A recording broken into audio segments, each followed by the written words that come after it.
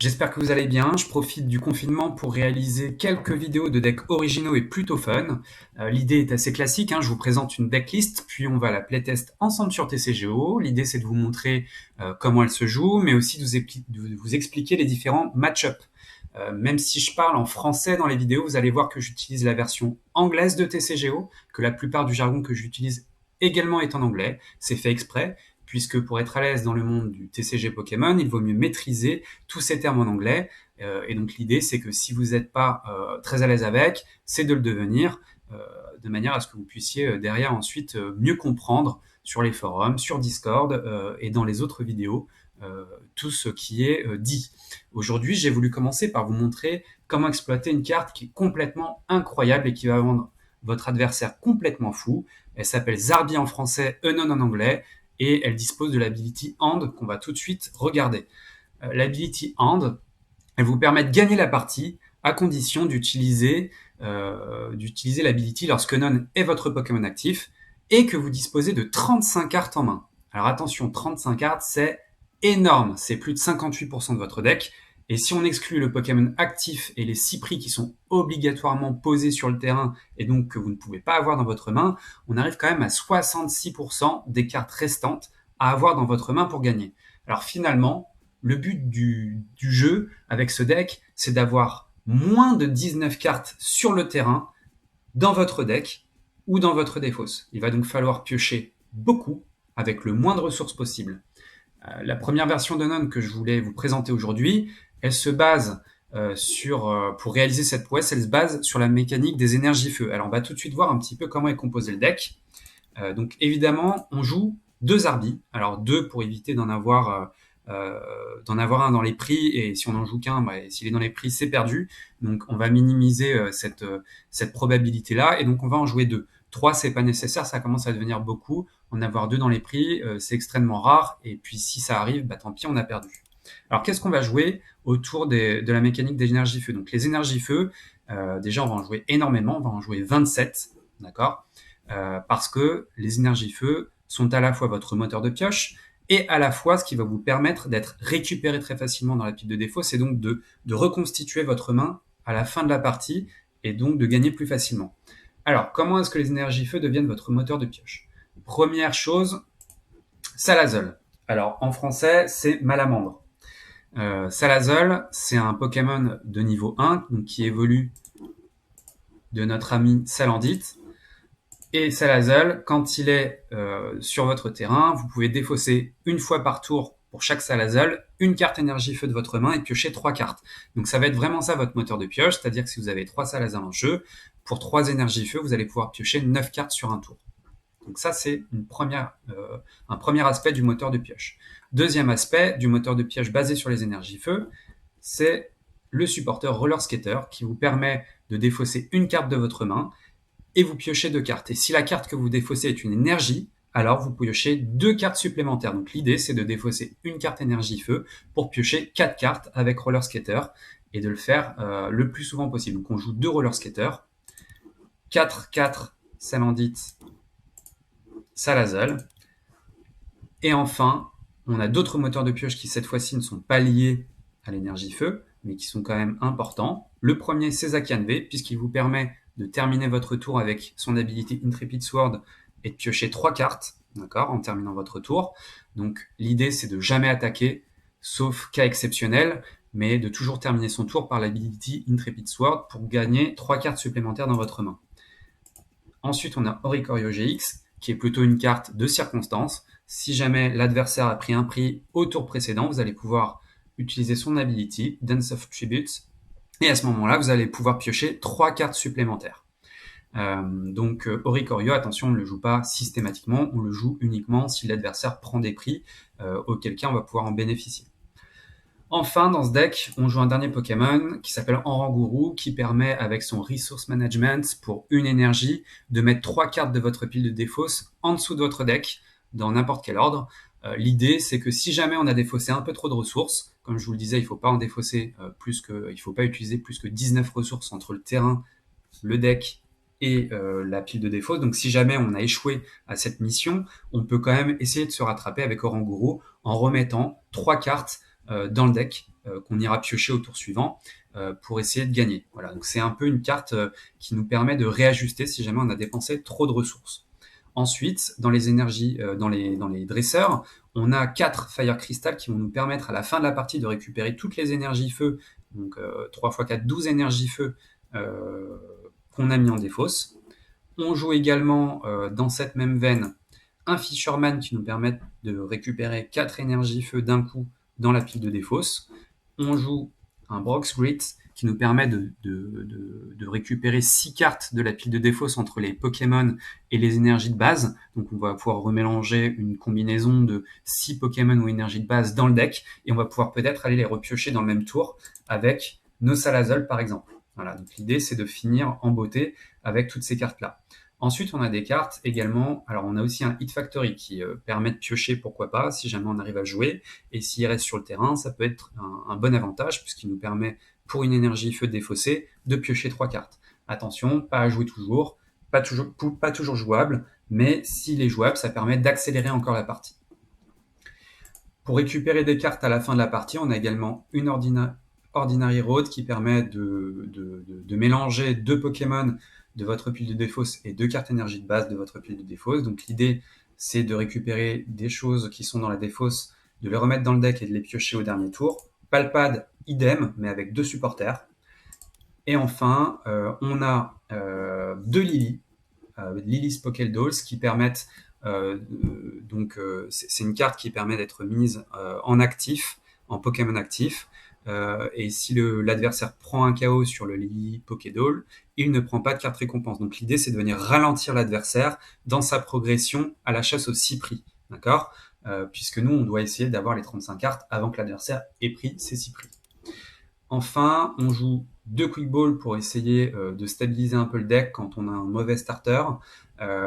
L'idée, c'est d'aller chercher le Zacian V ou le Salazzle, le Salandit T1. D'accord et enfin, on a 2 Cynthia et Caitlyn qui vont vous permettre à la fois d'avoir un moteur de pioche, qui est le deuxième meilleur moteur de pioche supporter après Roller Skater, mais également de récupérer une carte supporter dans votre pile de défausse, qui est très utile, puisqu'en fait, vous ne dépensez pas votre supporter, enfin vous le dépensez, mais contre un autre supporter, donc en fait, vous avez quand même la possibilité de récupérer un supporter qui sera utile au tour d'après ou plus tard, mais également d'éviter d'avoir trop de supporters dans votre pile de défausse. Enfin, on joue un Search Strategy qui va vous permettre de jouer si jamais votre adversaire est en avance au prix, ce qui est relativement probable étant donné que vous ne prendrez jamais de prix, sauf si l'adversaire vous en donne par quelconque moyen. Le Search Strategy va vous permettre de jouer 2 supporters par tour, et donc du coup, ça va vous permettre, notamment sur le tour final, de jouer 2 supporters qui vont vous permettre d'accéder à la win. Alors, on va tout de suite faire des essais pour voir comment est-ce qu'on peut réussir à gagner avec ce deck incroyable et de quelle manière est-ce qu'on va faire rager l'adversaire. Est-ce que vous êtes prêts? Alors, c'est parti, on va tout de suite playtest cette liste que je vous ai présentée. J'ai changé ma cam de position pour que vous puissiez voir le chiffre du nombre de cartes dans le deck en bas à droite, puisque c'est assez important à suivre.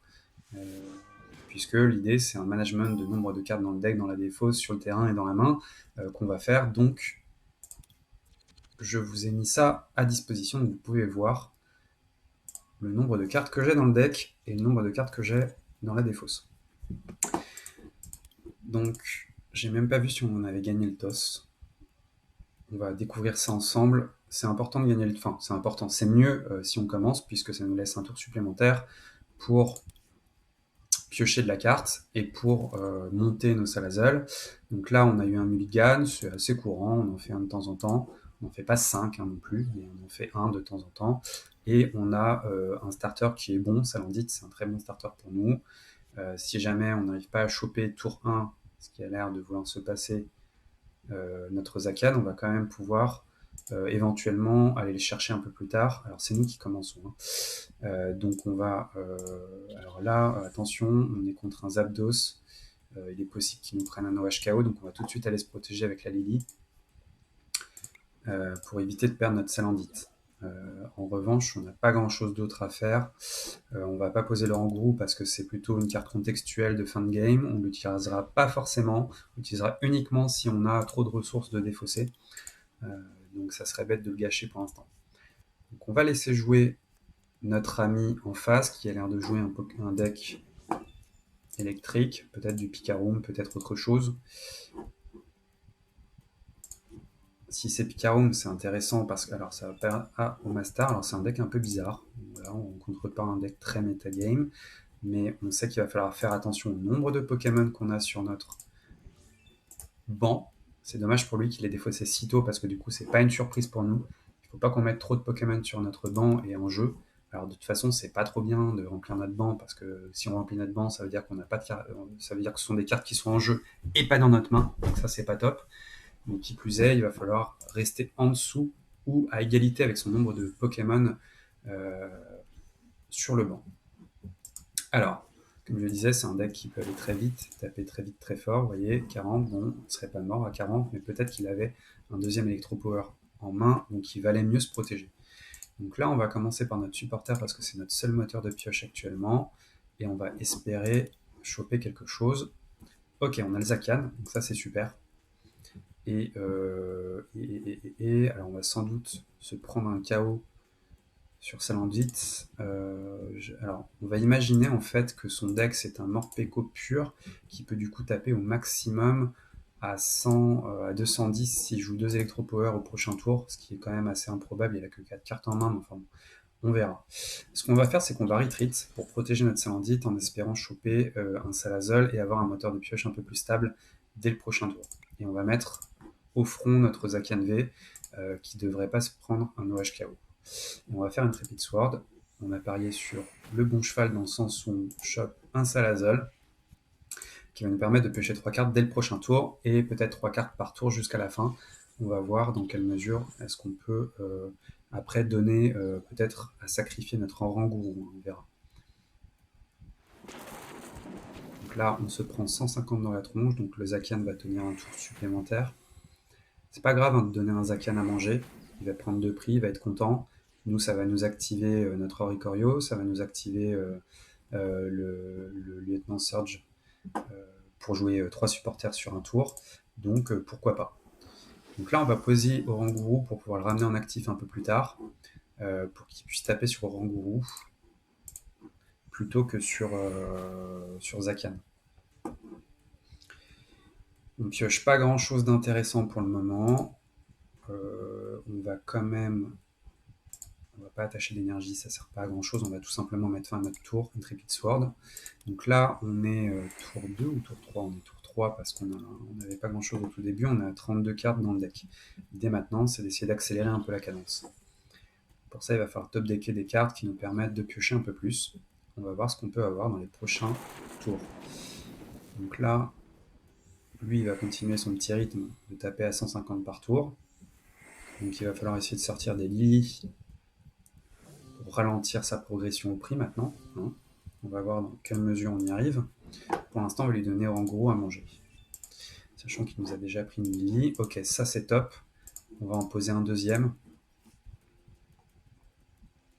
Voire même, on peut peut-être aller sur Oricorio ou sur Zacian. On va peut-être prendre Zacian. C'est plus important de stabiliser Zacian chaque tour. C'est notre meilleur piocheur. On n'a de toute façon aucune attaque de prévu. Ça c'est bien pour le faire patienter encore un petit peu. Voilà, donc on va terminer notre tour avec Zacian puisqu'on n'a rien d'autre à mettre en place pour le moment. On chope un deuxième Salazol pour le prochain tour, ce qui est très bien. Et on va voir ce que nous fait l'adversaire. Alors là, l'idéal pour lui, ça serait de venir nous choper notre Salazol, hein, puisqu'il a sans doute compris qu'on avait besoin d'un moteur de pioche pour gagner. Pas sûr qu'il ait compris qu'on joue au None, hein, c'est ça qui est drôle aussi. C'est que des fois, l'adversaire le comprend très tardivement, il pète un peu un câble. Alors là, il a décidé d'aller chercher au Mastar. Le truc, c'est que comme on a une Lily, on peut la remonter assez facilement et retomber au même nombre de Pokémon que lui, au besoin. Et donc maintenant, on va pouvoir passer dans le dur, puisqu'on va pouvoir piocher 9 cartes par tour, avec ce qu'on a là. En revanche, il nous reste potentiellement que 3 tours, voire même que 2, s'il chope Zacian en un tour, je ne sais pas comment, puis un Salazzle le tour suivant, potentiellement il ne nous reste plus que 2 tours. Donc l'idée, ça va être d'essayer de gagner dans ces 2 prochains tours pour s'assurer la victoire.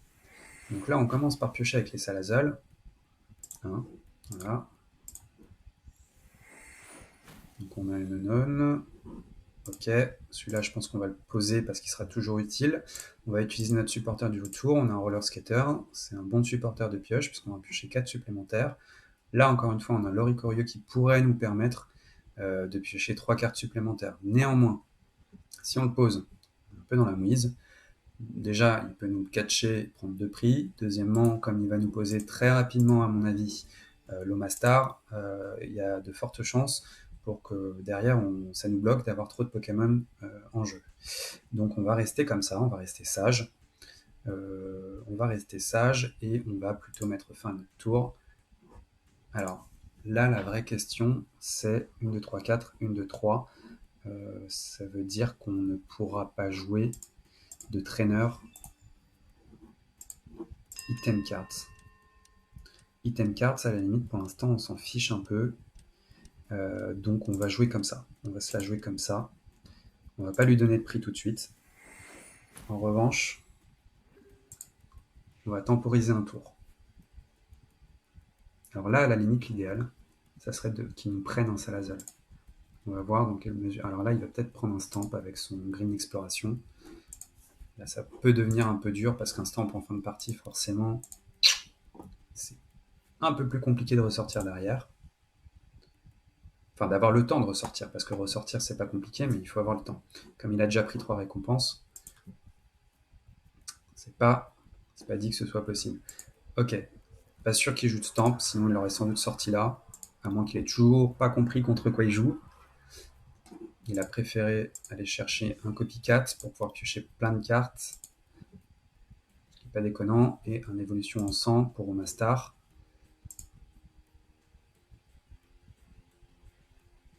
Alors l'idée, c'est que si on peut jouer nos items, on gagne au prochain tour, évidemment.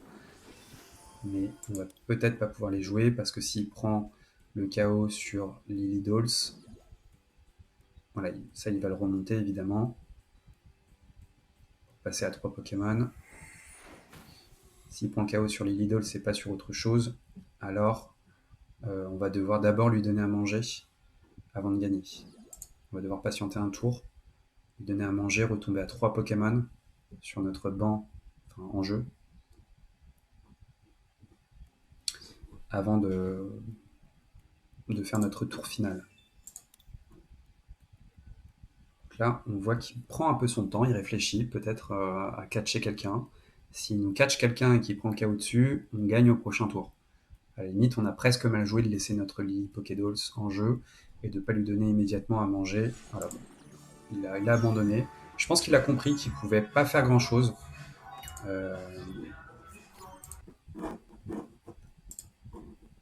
Donc là, le mec, je pense qu'il a complètement ragé. Enfin, je pense qu'il a compris qu'on jouait Unknown. Il a dû un peu rager en se disant qu'il ne pouvait pas gagner, qu'il y avait très peu de probabilité qu'il puisse gagner. Et du coup, il a abandonné. Donc on n'a pas pu encore utiliser notre Ability Hand. Comme vous voyez, ça marche quand même bien. Hein. Dès que l'adversaire s'en rend compte, on est sur un win strike de 3 là. Donc, 3 victoires d'affilée. Mais j'aimerais bien quand même vous montrer la petite animation absolument magique qui arrive quand on gagne avec l'Ability Hand. Donc là, on a encore une fois le toss. On est sur un metagame où les gens n'aiment pas trop commencer, donc on a souvent le toss qui est plutôt à notre avantage. On start avec Zacian, c'est pas dérangeant du tout. On va pouvoir le charger en énergie pour retreat un peu plus tard. On va falloir retreat assez vite parce que Reshiram Zekrom ça tape fort très vite. De toute façon, notre premier tour consiste simplement à faire ça et un Tripit Sword. On va piocher 3 énergies. On aurait préféré avoir un Salandite quand même, mais c'est pas grave. On va voir ce que l'adversaire fait. Tâche une énergie. Ça peut aller très vite, un Reshiram Zekrom, ça peut attaquer T1 et ça peut prendre un KO T1. Donc on aurait pu par prudence poser un Unknown sur le banc. Le problème, c'est que ça dévoile notre jeu. Ou alors un Oranguru qui dévoile moins notre jeu sur le banc. Mais là, j'ai préféré faire le pari qu'il ne prendrait pas tout de suite T1 le KO et qu'on avait un tour supplémentaire avec notre Zakan V en actif. On va voir ce que ça va donner. En attendant que notre cher Yunhua joue.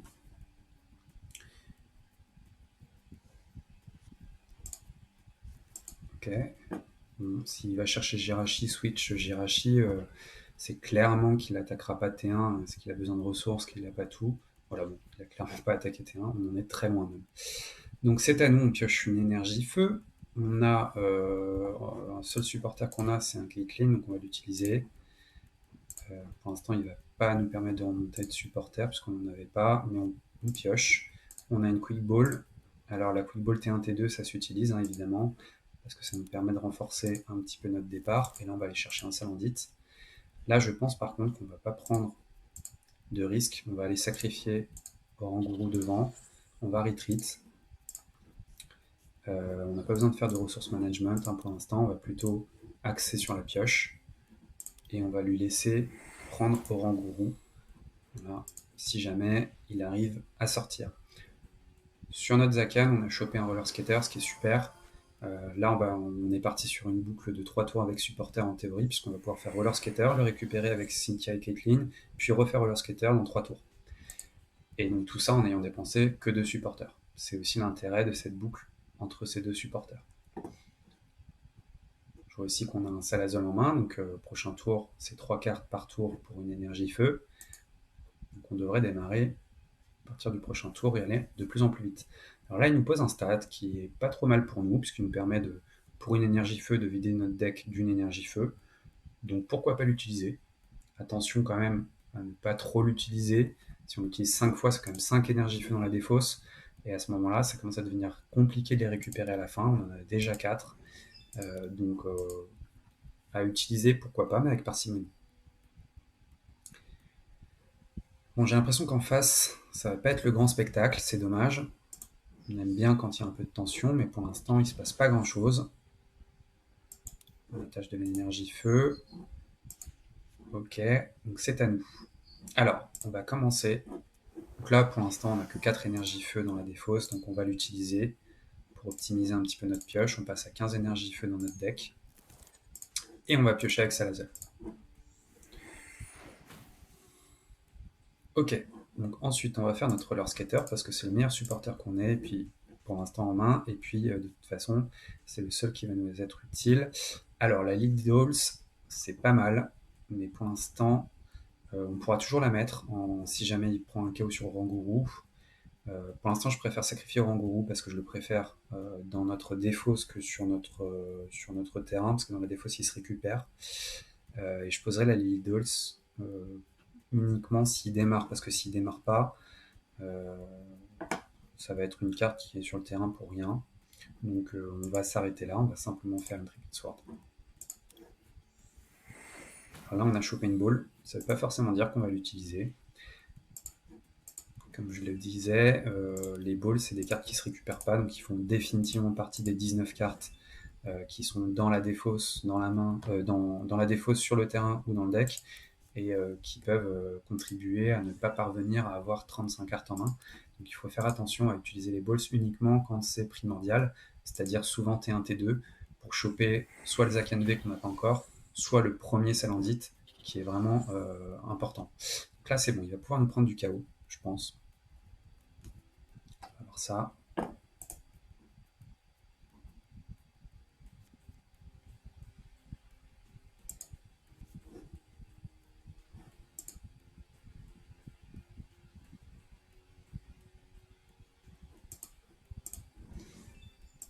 Alors là, il a vraiment plus rien en main, donc il y a un traîneur qui pourrait l'aider. Je sais pas ce qu'il va prendre.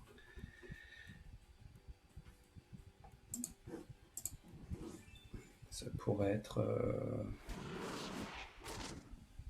Fire Crystal pour récupérer de l'énergie, peut-être. On va voir ça. En tout cas, il joue avec une main vide, ce qui est compliqué pour lui. Nous, on va mettre Salazar devant, et comme je le disais, maintenant, on va pouvoir jouer notre Lily. parce que ça vaut le coup de commencer à ralentir notre adversaire. Donc on va jouer notre Lily. On va pouvoir retreat le Salazol pour le conserver sur le banc. Il n'a pas grand chose en main, ça m'étonnerait qu'il puisse catcher facilement. Pourquoi pas utiliser la Viridian Forest pour retirer une énergie feu de notre deck. Et ensuite on va piocher avec Salazol avant de choisir le supporter qu'on va utiliser. Là, c'est important de piocher avec Salazol avant, parce que comme il est en avance sur les prix, si jamais on piochait le lieutenant, on aurait pu l'utiliser pour utiliser à la fois dans le même tour le roller skater et le Synthiase et Clean Clean. Alors là, on a pioché un Salazol qu'on va bencher. On va faire notre supporter du tour, permettre de passer à 14 cartes dans le deck. Et je pense qu'on va mettre fin à notre tour. On pourrait aller piocher 3 Icoricorio. Là, si on met fin à notre tour, on commence notre prochain tour avec 11 cartes dans le deck. On va pouvoir en piocher 6, potentiellement avec le Lilidos sur lequel il va prendre le KO 9. Ça devrait suffire pour gagner au prochain tour. Donc on va économiser notre Ricorio et éviter de l'exposer. On l'utilisera uniquement sur le dernier tour si c'est nécessaire.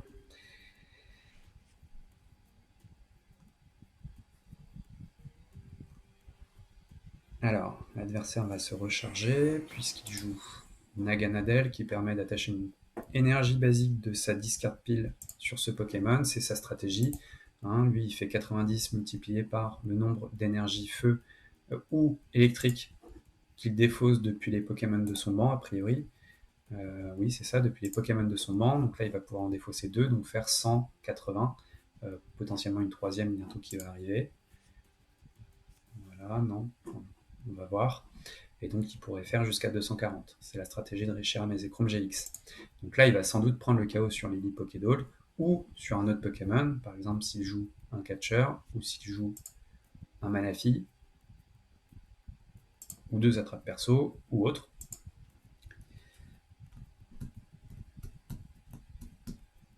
Si nous joue Manafi, on envoie sans doute notre Zacian, puisque le prochain tour étant le dernier, on n'aura plus besoin de Zacian. On peut lui donner 2 prix, c'est pas grave. Bon, là, c'est pas le cas. Donc on n'a même pas la question à se poser. Par contre, on a une Lilidol qui est en défausse. Alors là, attention, comme ça, pas mal de choses en défausse, faut se méfier. Et donc du coup, on va commencer. On a combien de cartes feu? On en a 11, donc on va éviter d'utiliser la Viridian Forest, parce que ça risque de devenir compliqué derrière de récupérer toutes les énergies feu. On va plutôt prendre des choses qui sont plus intéressantes en termes de trade. Donc là, on a une Hit Factory qui nous permet de piocher 3 pour 1. On a un Salazol qui va nous permettre de piocher 3 pour 1. Donc on aura tout notre deck de piocher. Et on va pouvoir utiliser le Search Strategy. On va pouvoir finir la partie dès ce tour-ci. Donc quand on sait quand on pressent en tout cas qu'on va finir la partie, on met tout de suite en place le unknown pour éviter de faire une faute sur le comptage et d'oublier qu'on a un unknown à poser, une énergie feu à défausser. Et là, on va pouvoir aller piocher nos dernières cartes, remonter celles dont on a besoin. Voilà. Donc on a de quoi récupérer 12 cartes, éventuellement un peu plus avec Fisherman. Donc on va les récupérer. On va être à 1, 2, 3, 4, 5, 6 cartes ici. 7, 8, 9, 10, 11, 12, 13, 14, 15, 16, 17, 18. Donc là, si on fait 19 avec celle du deck, donc si on dépense toutes ces cartes-là tout de suite, a priori on gagne. On va quand même faire le test. On va commencer par les Fire Crystal parce que ça nous permet de ne pas se tromper sur le nombre de supporters à jouer. Peut-être qu'on va avoir besoin de jouer 2 supporters. Auquel cas,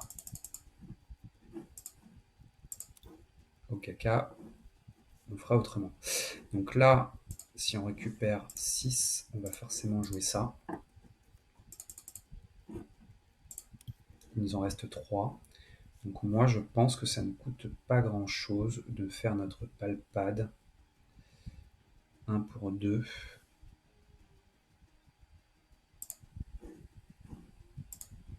Je pense qu'on ne va pas prendre de risque. Je pense que là, si on récupère juste nos 3, on a gagné. On peut faire Hand Ability.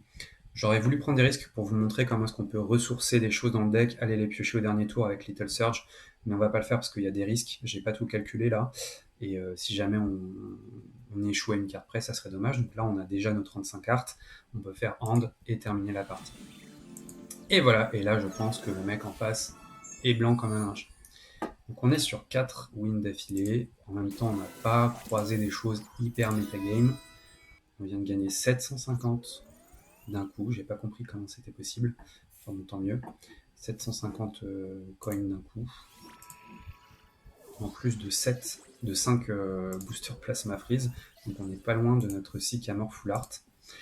On va faire un dernier match pour vous montrer un petit peu tous les mécanismes du deck, en espérant choper un deck un peu metagame du type Blacéphalon, ou encore Picarom, ou encore Mewfree, on va voir si ça peut exister en ce moment. Un deck haut, ça peut être low class, pourquoi pas, ça se rencontre en tournoi, ça serait cool de jouer contre low class. On va voir, le class VMAX. Alors, on start Zacian, ce qui n'est pas un mauvais start.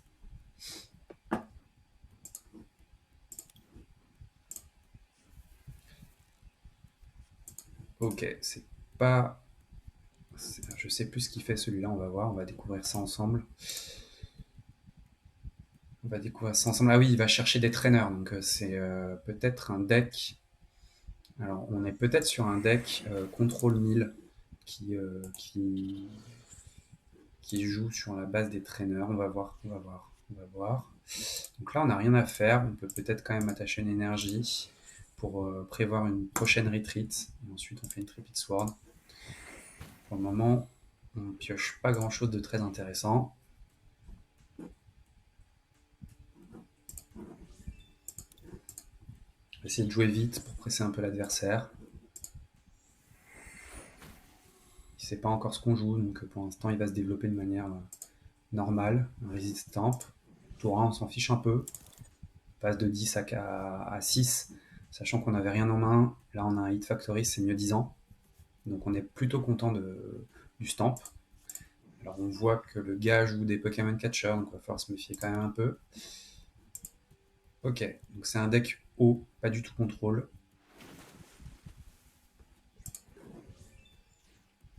Il joue peut-être deux stamps, il va falloir se méfier, mais pas particulièrement inquiet pour l'instant. On va mettre en place tout ce qui nous permet de piocher. Alors, je sais pas quel est le pouvoir de ce deck en face. Je ne sais pas s'il peut prendre 200 dégâts sur un tour et prendre le chaos sur Zacian. Donc par acquis de conscience, on va retreat le Zacian pour le protéger. Et on va lui donner un nœud. Donc là, on va faire une Tripit Sword. Alors, je ne sais pas si vous avez vu le petit smiley qu'a mis notre adversaire. Hein, on peut lui répondre. Mais elle avait l'air d'être surprise de jouer contre Non. Donc ça va être assez drôle. Donc là, on a chopé un Salandit. Donc ça va permettre de poser la base de Salazzle. C'est le premier pas vers la pioche full art. Rare Candy. Donc là, elle va pouvoir chercher deux traîneurs. Il faut voir dans quelle mesure elle joue pas mal de stamps parce que les traîneurs sont tutorisables assez facilement dans son deck. Donc pourquoi pas jouer 3 stamps pour embêter l'adversaire. Ça, on va voir. On va voir. Bon, a priori, elle n'est pas allée chercher de stamps en tout cas. Plutôt aller chercher de quoi construire son banc. Elle prend son temps. Elle va pouvoir faire 120. 120 et 20 sur Zacian V qui va se retrouver en active. Donc peut-être que c'est dangereux quand même. On va voir. Donc là, on lui a donné un prix. L'idée, c'était d'activer rapidement Oricorio, pourquoi pas, si on l'attrape. On a deux Salazzle, c'est bien. Ça nous promet au moins... Enfin, deux Salandites, pardon. Ça nous promet au moins un Salazzle dans les prochains tours. On va jouer la Lily Dolls. On va jouer une énergie ici pour prévoir une retraite future, s'il ne prend pas le chaos. Et on va faire un Tripit Sword. Et on pioche un Salazzle. Donc, à partir du prochain tour, on va commencer à piocher comme des saligots. Je sais même plus si on a utilisé le Hit Factory. J'imagine que oui. Donc lui, il va pouvoir commencer. Donc il a Powerful Skull. il peut regarder les 6 cartes du dessus de son deck et attacher autant d'énergie eau qu'il y trouve sur tous les Pokémon qu'il a de la manière dont il veut. Donc ça veut dire qu'il va pouvoir charger ses Pokémon de tout un tas d'énergie eau, et donc il va pouvoir faire 150 par exemple, ou encore 120 là à chaque tour. Donc nous on va retreat pour la Lily. Voilà.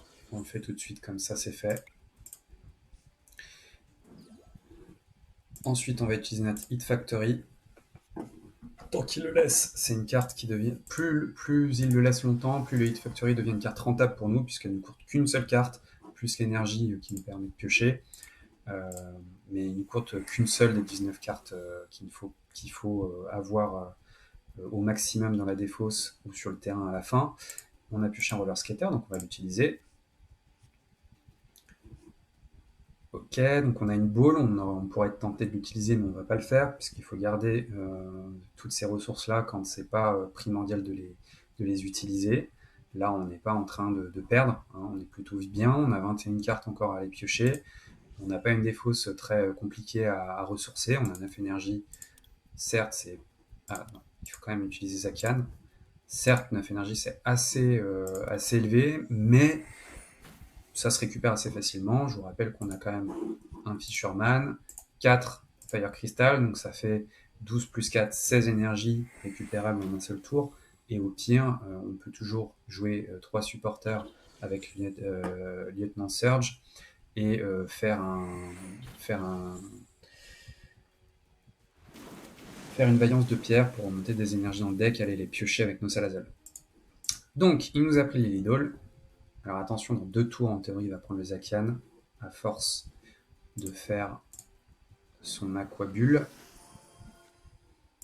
Mais on n'est pas trop inquiet, dans 2 tours, on aura peut-être déjà gagné. Surtout que là, on a un Plumeline. Alors, Oricorio, est-ce qu'on le pose, est-ce qu'on le pose pas? On va attendre. On va d'abord faire les pioches qui sont déjà sur le terrain. On va attendre, parce que peut-être qu'on n'en aura pas du tout besoin pour gagner, auquel cas, on va quand même éviter. Alors, en revanche, ce qu'on va faire, c'est qu'on va lui donner à manger le Lily. Pourquoi? Parce qu'il va prendre le chaos sur le Lily. A priori, il n'a pas beaucoup de cartes en main pour nous catcher quelque chose. Bon, il pourrait avoir un catcher face en main, c'est pas complètement impossible. Mais on va parier sur le fait qu'il n'a pas la Lily. Je suis en train de me demander si on ne peut pas gagner des tours-ci.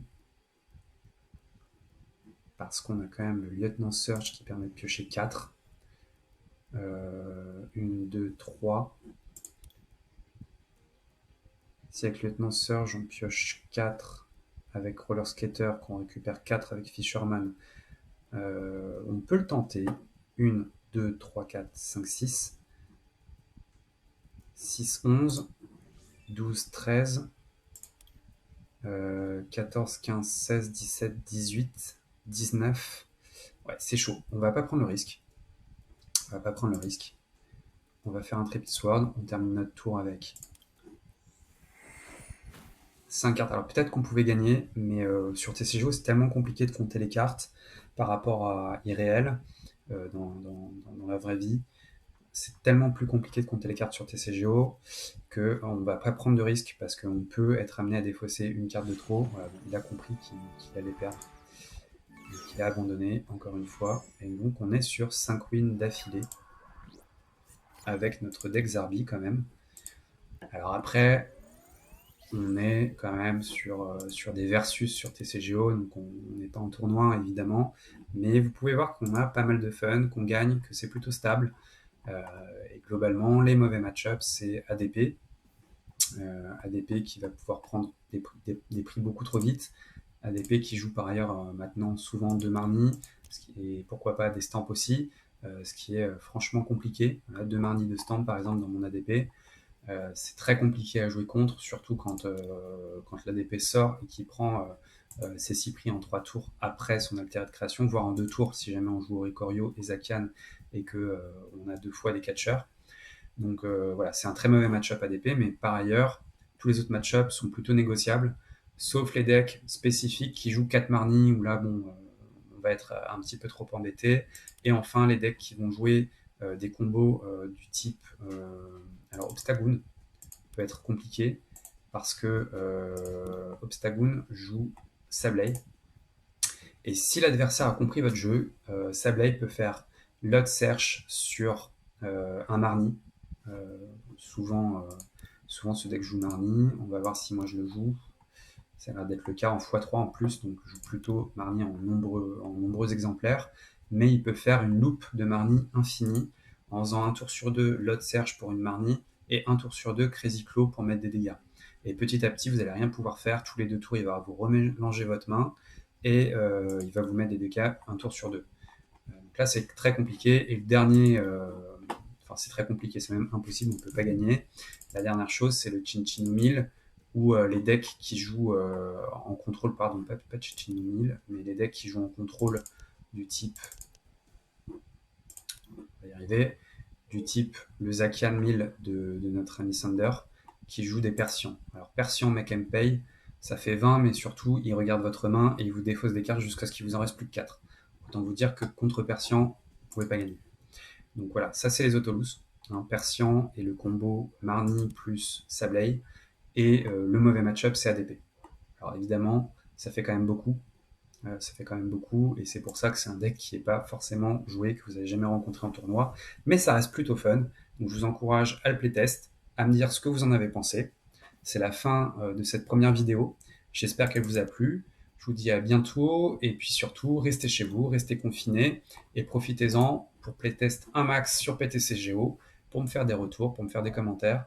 Et bientôt une prochaine vidéo sur une nouvelle manière de jouer Unknown, puisqu'il en existe au moins 4 et je vais toutes vous les montrer. Mais Salazzle, c'est quand même la manière la plus évidente à la fois et la plus facile. Allez, à la prochaine. Salut, ciao!